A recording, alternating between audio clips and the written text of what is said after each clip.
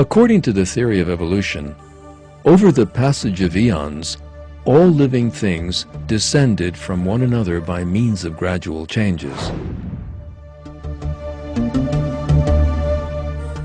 Yet if this claim of evolution were true, then flawed, imperfect, underdeveloped, intermediate forms representing such an imaginary process must once have existed.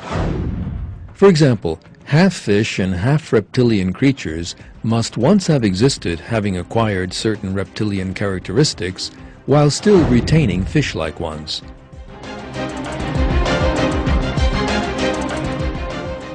Or creatures displaying both reptilian and bird-like characteristics should have appeared.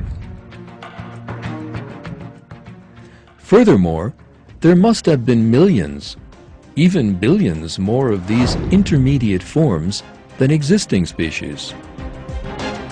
And naturally, we should have encountered plentiful fossils of these intermediate forms in rock strata all over the world.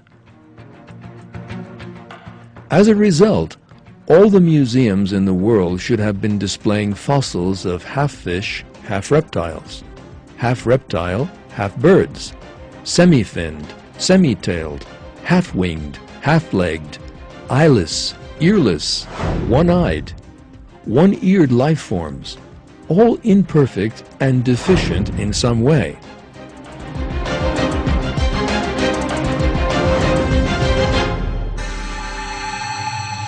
Darwin, who was well aware of this fact, said in his book, The Origin of Species, "If my theory be true, numberless intermediate varieties linking most closely all of the species of the same group together must assuredly have existed. Consequently, evidence of their former existence could be found only amongst fossil remains.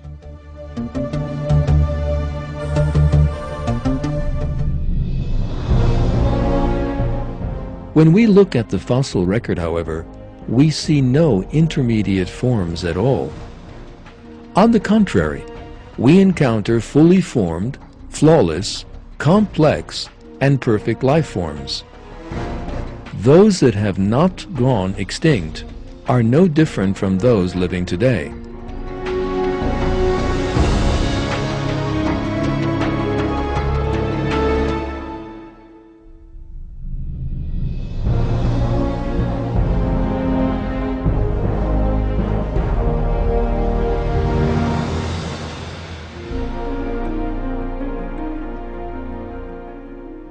Darwin was also aware of the complete lack of the intermediate form fossils he had proposed.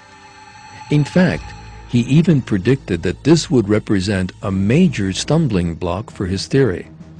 He therefore wrote the following in the chapter titled Difficulties on Theory in the Origin of Species. Why, if species have descended from other species by insensibly fine gradations, do we not everywhere see innumerable transitional forms? Why is not all nature in confusion instead of the species being, as we see them, well defined? But, as by this theory innumerable transitional forms must have existed, why do we not find them embedded in countless numbers in the crust of the earth? Why then is not every geological formation and every stratum full of such intermediate links?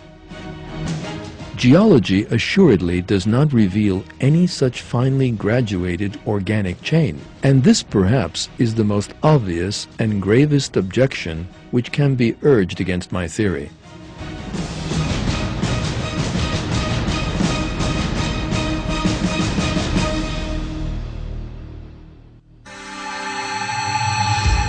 And Darwin's fears did indeed become a reality.